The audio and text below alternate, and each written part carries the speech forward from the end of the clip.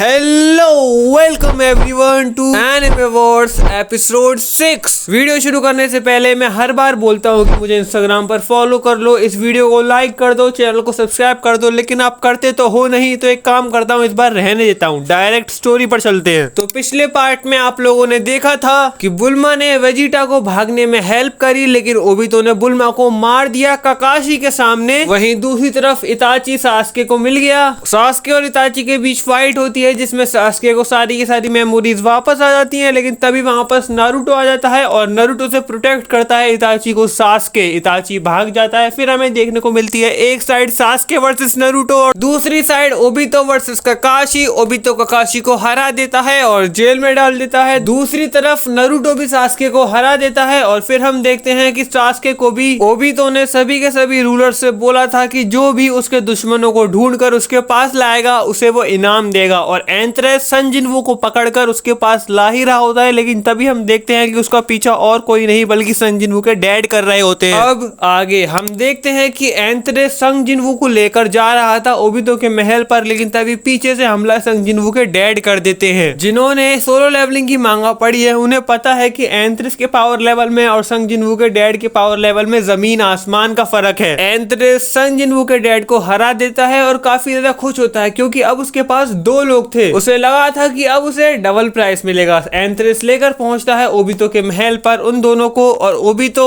जिनवू के एग्जीक्यूशन का अनाउंसमेंट कर देता है। माइट गाय ओबितो से पूछता है कि आपको सबके सामने ऐसे नहीं अनाउंस करना चाहिए था। ओबितो बोलता है कि मुझे फर्क नहीं पड़ता कि जिनवू मरे या जिए, मैंने ये अनाउंस इसलिए किया कि मैं चाहता था कि ये सारी की सारी इंफॉर्मेशन बाकी लोगों तक भी पहुंचे। इताची, गोजो, सुकना, ये जितने भी लोग हैं इन सब तक मेरी इंफॉर्मेशन पहुंचे और ये लोग जिनवू को बचाने आए। ये लोग जिनवू को बचाने आएंगे एग्जीक्यूशन से, फिर हम एक साथ इन सभी का एग्जीक्यूशन करवाएंगे। माइट गाय ओबितो से बोलता है कि आप काफी बड़े जीनियस हैं, लेकिन क्या आपने काकाशी को देखा था? ओबितो पहले शांत होता है और फिर बोलता है कि काकाशी जेल में है। माइट गाय बोलता है ऐसा क्यों, उसने क्या कर दिया? ओबितो बोलता है कि उसने कुछ किया हो या ना किया हो तुम्हें जानने की जरूरत नहीं है, तुम्हें बस इतना जानना है कि अगर तुमने मुझे धोखा दिया तो उसकी जगह तुम होगे। माइट गाय बोलता है कि सर वो मेरा बेस्ट फ्रेंड है, अगर उसकी जगह मुझे जाने का मौका मिले तो मैं जरूर कबूल करूंगा, अगर आप इजाजत दे तो मैं उसकी जगह सजा काटने को तैयार हूँ। ओबितो मना कर देता है और वहां से चला जाता है। माइट गाय फिर जेल जाता है, वहां पर उसे काकाशी मिलता है। फिर काकाशी और माइट गाय बात करते हैं जिसमें काकाशी माइट गाय को बताता है कि मुझे लगता है कि ये रियल ओबितो नहीं है बल्कि ये उसका हमशक्ल है। मेरा ओबितो कभी इतना बड़ा कोल्ड ब्लडेड मर्डरर था ही नहीं। लेकिन तभी उन्हें आवाज सास्के की आती है और सास्के उन्हें बताता है कि तुम दोनों ही गलत हो। ओबितो तो रियल है और ये वर्ल्ड फेक है, ये सारा का सारा वर्ल्ड ओबितो ने बनाया है। काकाशी और माइट गाय को फिर सास्के सारी की सारी चीजें बताता है। माइट गाय हंसता है लेकिन काकाशी सास्के की बातों पर बिलीव करता है। फिर वो तीनों मिलकर एक प्लान बनाते हैं। फिर हम देखते हैं कि बाकियों का क्या हाल है। पिछले एपिसोड के एंड में हमें पता चला था कि ओबितो के कहने पर सभी के सभी रूलर्स ने सर्च वारंट जारी कर दिया था सभी के सभी ओबितो के दुश्मनों के खिलाफ। और हम देखते थे कि गोकू और गोहान जहाँ पर रेस्ट कर रहे थे वहां पर सेल और जीरन आ जाते हैं उनको पकड़ने के लिए। गोकू और गोहान दोनों की हालत ऑलरेडी काफी ज्यादा खराब थी, वो फाइट करने के मूड में भी नहीं थे और हालत में भी नहीं थे, इसलिए वो पहले ही सरेंडर कर देते हैं और ब्रोली के पास लेके जाते हैं जीरन और परफेक्ट सेल, गोकू और गोहान को। ब्रोली अपने प्राइस को लेकर काफी ज्यादा खुश था, वो काफी ज्यादा एक्साइटेड था, लेकिन गोकू उसकी बेइज्जती करने लगता है। गोकू उसको ओपन चैलेंज देता है और बोलता है कि अगर तुमने हमें हरा दिया तो मैं मान जाऊंगा तुम मेरे से स्ट्रॉन्गर हो और सरेंडर कर दूंगा। ब्रोली पहले तो मना कर देता है, लेकिन गोकू जब चुप नहीं होता है तो ब्रोली और गोकू फाइट शुरू कर देते हैं। वो दोनों एक दूसरे को बहुत बुरी तरीके से मार रहे होते हैं, लेकिन जैसे हमें पता है कि गोकू की हालत ऑलरेडी खराब है और ब्रोली तो है ही बीस्ट, इसलिए वो गोकू को बहुत बुरी तरीके से मारता है। मारते मारते उसका खून निकाल देता है, लेकिन तभी हमें पता चलता है कि ये गोकू ने जानबूझ के किया था ताकि गोहान भाग सके और गोहान वहां से निकलने में कामयाब हो जाता है। ब्रोली का गुस्सा और बढ़ जाता है, वो तुरंत लेके चला जाता है गोकू को ओबितो के पास और ओबितो गोकू की भी एग्जीक्यूशन सबके सामने अनाउंस कर देता है। अब पूरी दुनिया में फैल जाती है ये बात, सभी के सभी अदर मेंबर्स तक ये बात पहुंच जाती है कि गोकू और संग जिनवू दोनों का एक साथ एग्जीक्यूशन होने वाला है 2 दिन बाद। गोजो अपनी पूरी टीम के साथ एक जगह स्टे कर रहा था, लेकिन तभी वहां पर गेटो अपनी आर्मी लेके आ जाता है। गोजो पहले गेटो को देखकर एकदम ब्लैंक हो जाता है, लेकिन तभी नानेमी उसको होश में लाता है और टोडो उससे पूछता है कि हमारी लोकेशन तुमको किसने बताई। फिर आते हैं पीछे से माहितो और केंजाकू। गोजो बोलता है कि क्या इन दोनों ने तुम्हें हमारी लोकेशन बताई? तभी पीछे से हमला कर देता है सुकना और बोलता है कि मैं मैंने बताया था। गोजो काफी ज्यादा दूर जाकर गिरता है। सुकुना गेटो से बोलता है कि गोजो स्ट्रॉन्गेस्ट है, उसको सिर्फ और सिर्फ मैं झेल सकता हूँ, बाकी सबको तुम संभालना। यूटा फाइट करता है गेटो से। तोजी और सारे के सारे कैरेक्टर्स मिलकर फाइट करते हैं पूरी की पूरी आर्मी से। वहीं दूसरी तरफ एक अलग ही बैटल चल रही होती है ऑनर्ड वन और किंग ऑफ कर्सेस की। एक बार फिर से गोजो बोलता है कि तुमने हम सबको धोखा क्यों दिया, इस फाइट में तुम भी हमारे साथ हो, वो तुम्हें नहीं छोड़ने वाला। ओबितो काफी ज्यादा सेल्फिश है, वो तुम्हें मार देगा। सुकुना बोलता है कि मेरे अपने प्लान्स हैं, ना मैं ओबितो के सामने सरेंडर कर रहा हूँ, ना मुझे तुम्हारी हेल्प चाहिए, मैं अकेला ही काफी हूँ ओबितो को हराने के लिए। गोजो बोलता है कि तुम पागल हो चुके हो, उसको हम सब मिलकर ही हरा पाएंगे। सुकुना बोलता है कि जिसके पास दिमाग नहीं होता वो बल का यूज करता है, मेरे पास दिमाग है। गोजो और सुकुना की फाइट काफी ज्यादा अच्छी चल रही होती है। फिर पता नहीं क्यों अचानक से सुकुना फाइट को थोड़ी स्लो कर देता है, मतलब वो लड़ना थोड़ा कम कर देता है। वो काफी अपनी पावर को कंट्रोल करके फाइट कर रहा था। दूसरी तरफ हम देखते हैं कि यूटा और गेटो अपनी फाइट को कंटिन्यू कर रहे होते हैं। यूटा बार बार याद दिलाने की कोशिश करता है गेटो को, लेकिन गेटो उसकी कोई भी बात नहीं सुनता। उसके दिमाग में ओबितो का दिया हुआ प्राइस ही होता है। पर हम सबको पता है कि ओरिजिनल सीरीज में भी इस फाइट का क्या रिजल्ट हुआ था। यूटा काफी ज्यादा पावरफुल है गेटो से, इसलिए वो उसको डोमिनेट करने लगता है और उसे ऑलमोस्ट मारने ही वाला होता है। तभी हम देखते हैं कि पीछे से गोजो आकर उसे रोक देता है। गोजो गेटो को हक करता है और यूटा को रोकने को बोलता है। यस गाइस, गोजो ने सुकुना को हरा दिया।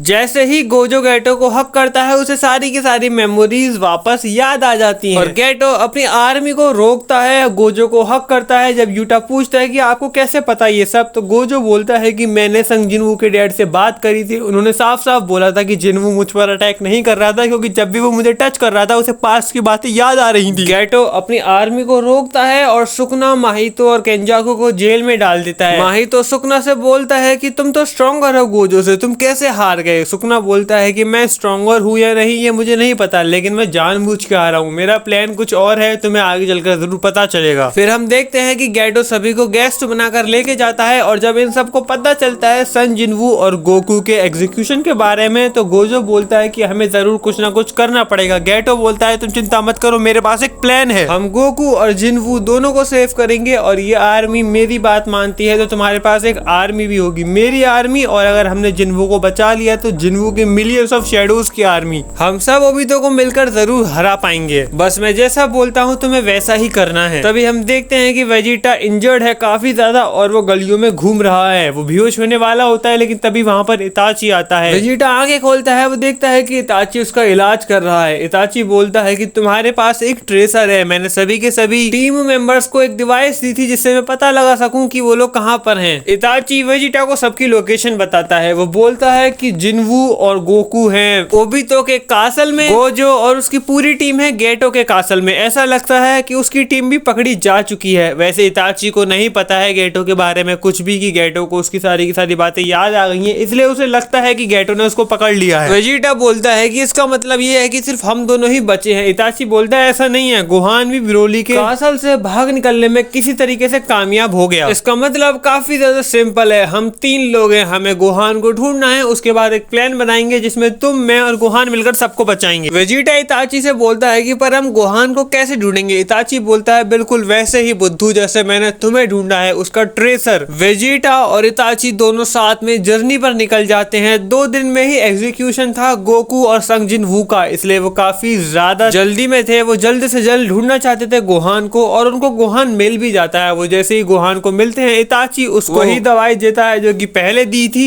गोहान काफी ज्यादा खुश होता है, इतना खुश होता है कि वो रोने लगता है। वो इताची और वेजिटा को हक करता है और वेजिटा बोलता है कि मैं तुमसे वादा करता हूँ कि तुम्हारे फादर को मैं कुछ नहीं होने दूंगा। फिर ये तीनों मिलकर प्लान बनाते हैं और फिर हम देखते हैं कि ओबितो कहीं जा रहा होता है। वो जा रहा होता है जेल में जहाँ पर संग जिनवू के डैड और जिनवू कैद होते हैं। ओबितो बोलता है कि तुमने मुझे धोखा दिया, तुम एक बहुत बड़ी पनिशमेंट डिजर्व करते हो। हालांकि मैं तुम्हें एग्जीक्यूट करने वाला हूँ, लेकिन मरने से पहले मैं तुम्हें पल पल मारना चाहता हूँ। वो पहले जिनवू और उसके डैड को कांटेक्ट मिलाता है जिससे जिनवू की सारी मेमोरीज वापस आ जाती हैं। जिनवू अपने फादर को हक करता है, लेकिन ओबितो उसके सामने उसके फादर की गर्दन काट देता है और बोलता है कि ये है तुम्हारी पनिशमेंट, मरने से पहले तुम 10 बार मरोगे, ये सोचकर कि तुम्हारे फादर की डेथ तुम्हारी वजह से हुई। तुम इतने वीक हो कि तुम अपने फादर को भी नहीं बचा पाए। जिनवू बहुत ज्यादा इमोशनल होता है, वो बहुत बुरी तरीके से रो रहा होता है अपने फादर की डेड बॉडी को गले से लगाकर और बोलता है कि कल मुझे मार ही देना वरना मैं तुम्हें मार दूंगा। चलिए यही थी वीडियो आज की, मिलते हैं आपसे अगली वीडियो में, तब तक के लिए सायोनारा।